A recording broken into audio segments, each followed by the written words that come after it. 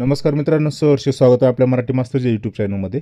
जिल्हांतर शिक्षक बदली प्रक्रिया जी आहे ती आता शेवटच्या टप्प्यात आहे। 7वा टप्पा होईल नाही होईल याबाबत कुठलीही शाश्वत माहिती नाही आणि ज्या शिक्षकांची बदली झालेली आहे त्यांना कार्यमुक्त करण्यासंदर्भात सुद्धा कुठलीही अधिकृत घोषणा अद्याप आरडीडीकडून करण्यात आलेली नाही। आरडीडीने हा कार्यमुक्तीचा जो चेंडू आहे तो झेडपीच्या कोर्टामध्ये टाकलेला आहे। मित्रांनो, याच दरम्यान वर्धा जिल्हा परिषदेने एक पत्र काढून सर्व मान्य गट शिक्षणाधिकारी यांना पत्र काढलेलं आहे।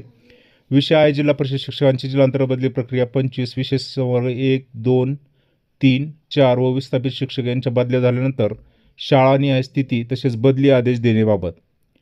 आता उपरोक्त संदर्भ विषयाने जिल्हा परिषद शिक्षकांचे बदली आदेश पोर्टलवर प्राप्त झालेले आहेत। सदर बदली आदेश कार्यालयात सादर करण्याबाबत वारंवार सूचना देऊन सुद्धा अजूनही काही पंचायत समिती यांनी आदेश कार्यालयात सादर केलेले नाही।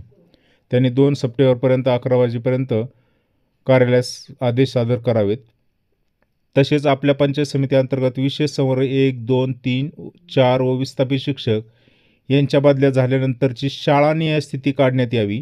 सन 24-25 संच मान्यतेनुसार सदर स्थिती काढल्यानंतर ज्या शाळेत मंजूर पदापेक्षा कार्यरत पदे जादाचे असल्यास अशा शाळांची स्थिती खालील प्रपत्रात 3 सप्टेंबरपर्यंत द्यायची आहे। मित्रांनो, ज्या शाळेमध्ये अतिरिक्त शिक्षक झाले आहे अशा शाळांची माहिती मागितली आहे।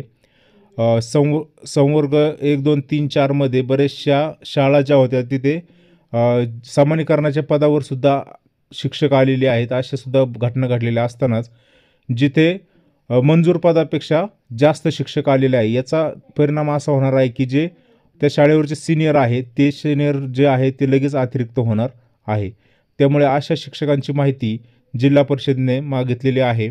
त्यामध्ये सर्व विषयाची विषय शिक्षकानुसार माहिती स्वतंत्र द्यायची आहे।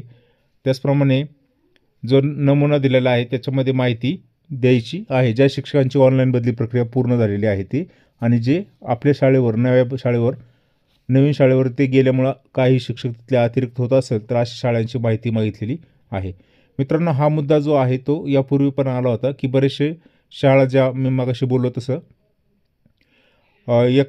समजा 2 मंजूर पदे 3 मंजूर पदे असतील तर तिथे अतिरिक्त झालेले शिक्षक असताना सुद्धा तिथे एक शिक्षक गेलेला आहे।